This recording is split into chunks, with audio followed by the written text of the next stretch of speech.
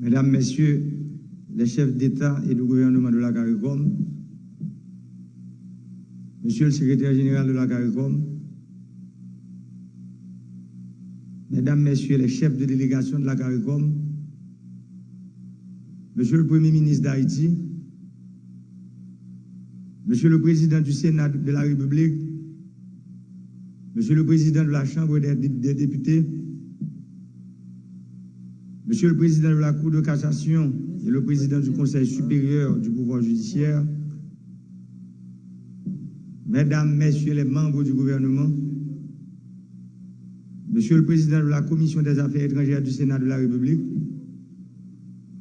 Monsieur le Président de la Commission des Affaires étrangères de la Chambre des députés, Mesdames, Messieurs les membres du corps diplomatique, Madame la représentante spéciale du secrétaire général de Mesdames, Messieurs les représentants des organisations internationales, Mesdames, Messieurs les représentants des organes de presse nationale et internationale, distingués invités, Mesdames, Messieurs,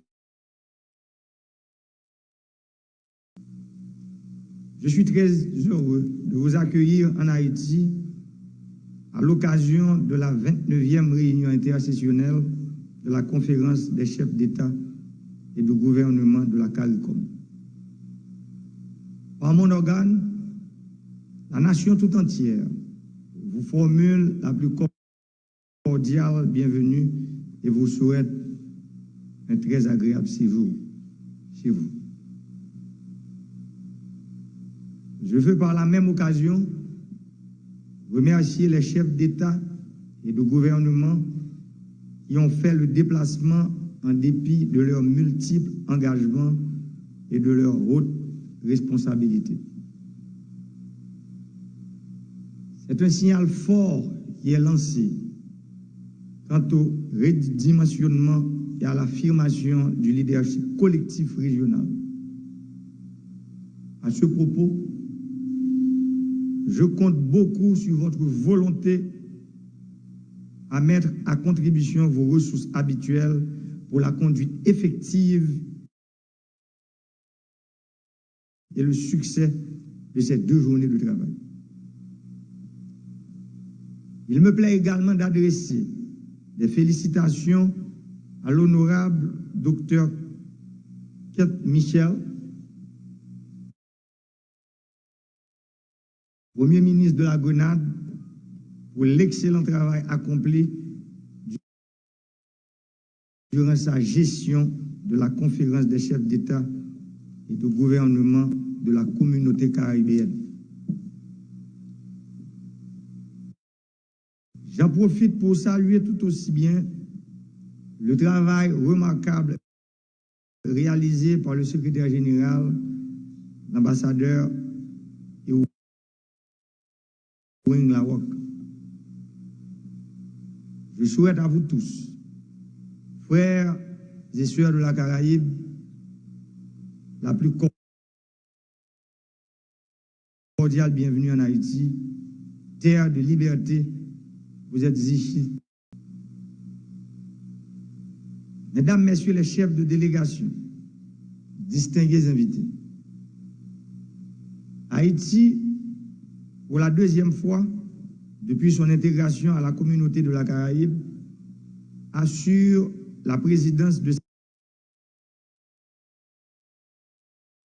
cette institution régionale.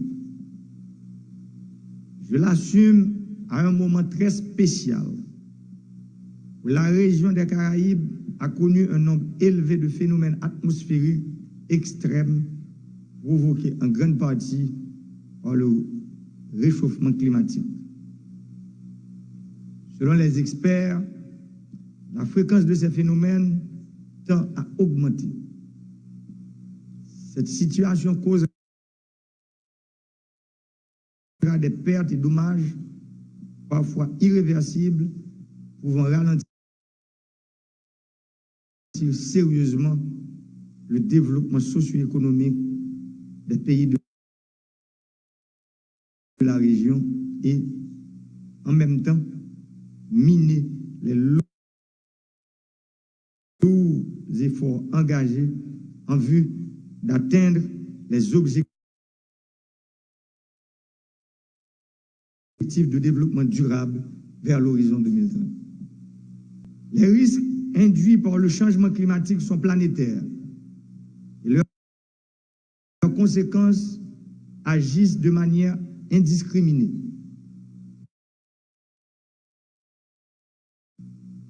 Les prochaines années seront donc cruciales. Nous devons tout faire pour le respect des engagements internationaux, le maintien du momentum de l'accord de Paris, ainsi que l'impulsion pour une nouvelle dynamique en faveur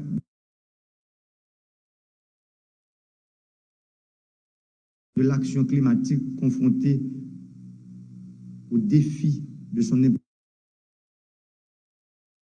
implémentation. Mesdames, Messieurs les chefs de délégation, distingués invités, la République d'Haïti est très attachée à la dimension environnementale du développement durable. Petit État insulaire en développement, elle est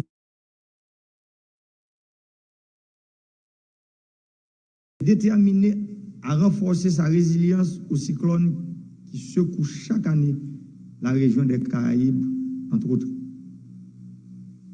Le peuple haïtien, tout comme le reste de la région, nourrit de grandes inquiétudes pendant les saisons cycloniques. Les dégâts causés par le passage des ouragans Mathieu, Irma et Maria en 2016 et 2017 et ont laissé de profondes meurtrissures dans les esprits. Je profite de cette audience pour saluer le courage de nos frères et sœurs des îles Turques et Caraïbes, d'Antigua et Barbuda, de la Dominique, des îles Vierges britanniques et de Saint-Martin. Il est un fait incontournable que la région des Caraïbes est placée sur la trajectoire des cyclones et ouragans et qu'une des conséquences climatiques est l'intensité croissante des phénomènes météorologiques auxquels cette zone se trouve exposée.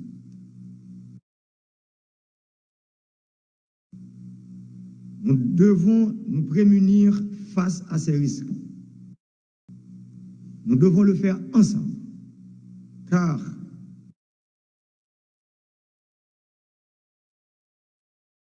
l'isolement conduit à notre régression, à notre disparition.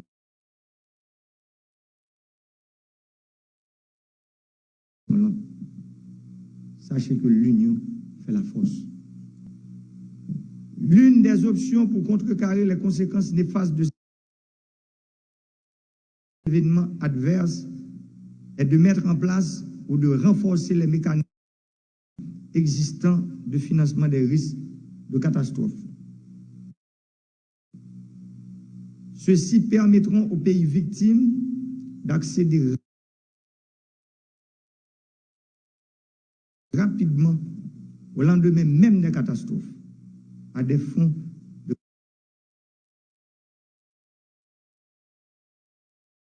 de reconstruction grâce à des procédures abordables et efficaces, au lieu d'être paralysés par l'attente d'une aide improbable qui, le plus souvent, est trop peu, vient trop tard et parfois n'arrive jamais.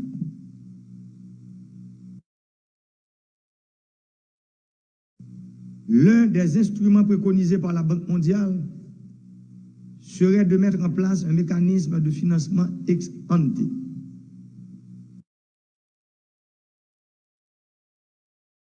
Basé sur une stratégie qui permet de déployer rapidement un plan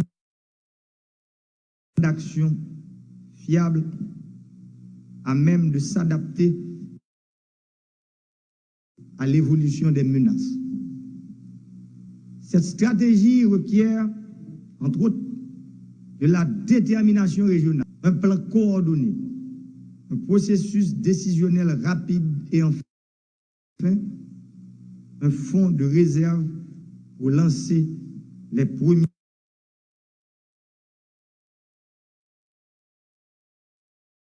actions. Par ailleurs, il existe une gamme d'instruments destinés à protéger les finances publiques, notamment des fonds de prévoyance, des lignes de crédit préventive, des assurances à responsabilité civile pour biens publics, des obligations catastrophes et l'assurance paramétrique, pour ne citer que cela. Il est grand temps pour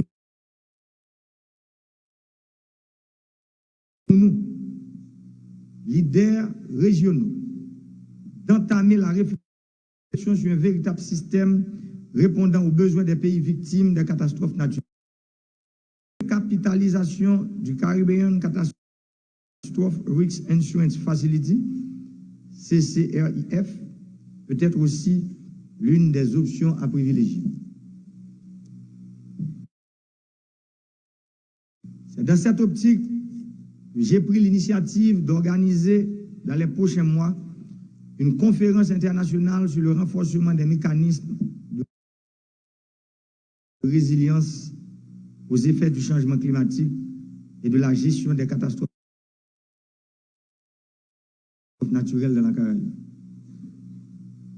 Ce sera l'occasion pour les États, partenaires et acteurs de développement internationaux d'échanger des idées et de faire des propositions sur les meilleurs dispositifs de prévention et de réponse aux catastrophes naturelles. Sans votre pleine et entière participation, cette conférence n'obtiendra pas le succès escompté. Vous y êtes d'ores et déjà invités. Mesdames, Messieurs les chefs de délégation, distingués invités. Aujourd'hui, le monde fonctionne comme un village où les économies des pays sont interconnectées à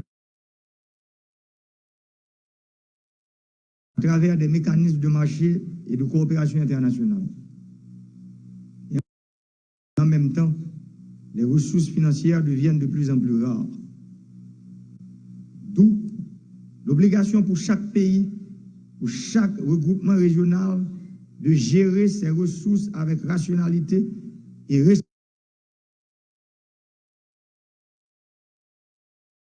responsabilité dans la transparence selon les règles de la saine gestion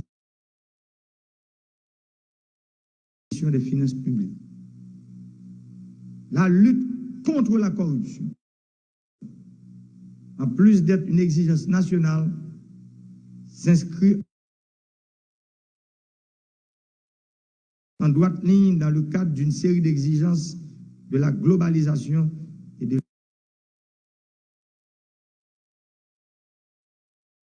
l'intégration économique de tous les pays de la planète. Que très récemment, particulièrement avec la Convention interaméricaine de lutte contre la corruption, CILCC, signée en mars 1996 par l'ensemble des pays latino-américains et caribéens, il s'est manifesté réellement la volonté internationale. La CILCC demeure la première convention internationale à être signée par autant de pays manifestant une même volonté de lutter contre la corruption. Malgré la signature de ces conventions, elles n'ont pas pu empêcher le trafic d'intérêts, la corruption dans l'organisation et l'affectation de l'aide internationale dédiée aux pays en développement. Haïti est l'un des premiers pays à adopter la Convention internationale de lutte contre la corruption en 1996. Depuis tantôt 3 ans, des efforts notables ont été consentis pour renforcer les institutions dédiées à la lutte contre les dangers de ce fléau. La presse internationale, la presse carrière au pays. Je dis à assurer la présidence CARICOM qui a boulé marché. Ça fait longtemps dans le pays. Le président Jovenel Moïse dit qu'il se voit Charles, président Charles, député de Sous et Sous.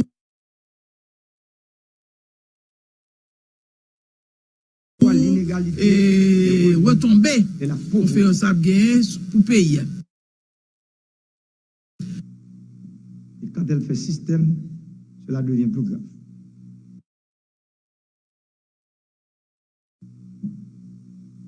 Sous mon administration, des efforts notables sont en train d'être déployés en Haïti pour permettre contre la corruption de jouer pleinement et efficacement leur partition. Des réformes sont en cours de réalisation pour rénover le cadre des affaires et attirer des investissements nationaux et internationaux. Toutefois, nous devons reconnaître qu'il reste encore beaucoup à faire pour améliorer la performance institutionnelle. Néanmoins, les partenaires de la communauté internationale devront prendre de nouvelles dispositions pour permettre à ce que l'aide offerte aux pays insulaires des Caraïbes soit accordée conformément aux principes directeurs de la Déclaration de Paris de 2005 et du plan d'action d'Accra de 2008. Mesdames, Messieurs les chefs de délégation, distingués invités, pendant les 2 jours que nous allons passer ensemble, nous aurons l'occasion de délibérer sur des problèmes cruciaux de la région. Je commencerai par citer le problème de la sécurité, la criminalité, la drogue, la libre circulation des personnes et des biens, le droit d'établissement, la mise en œuvre des dispositifs et composantes du marché et de l'économie unique, le transport et enfin surtout l'introduction du créole, du français et du hollandais dans la CARICOM.